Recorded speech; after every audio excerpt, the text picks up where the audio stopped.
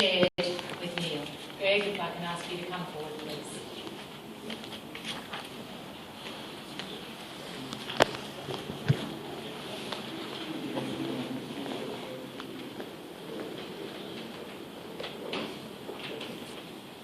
Well, what can we say?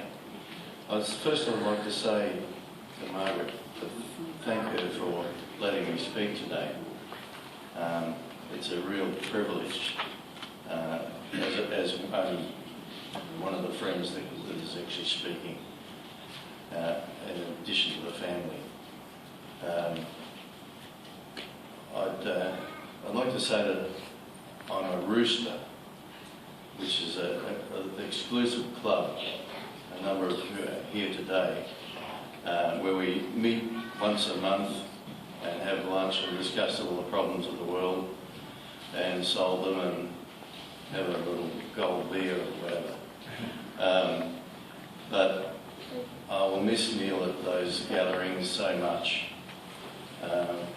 There's just a few things I just want to give my impression of Neil. There are about three things that I sort of stick out in my mind. And the first one was Neil's sense of humour. Neil would, I was going to say also that it takes a lot to get me into a suit. And Neil, I would wear a suit for him any day of the week. But Neil's was such his laughter and his jokes. He'd laugh at my jokes, actually, that was the main thing. And I could almost just put my finger up and I could see his smile coming on his face. You know, like, I didn't even have to work at it. But he'd tell me when I told a bad joke. But, you know, most of the times he'd laugh and throw his head back and that beaming smile would come across his face. The second thing was golf. Now, Neil introduced me to the veterans golf, and I would frustrate him endlessly by having a very good first 9 holes, and then in the second 9 holes I'd just implode, and I would look like I was going to win the tournament. And Peter and Bob, who I played with, and the vets would testify to all this.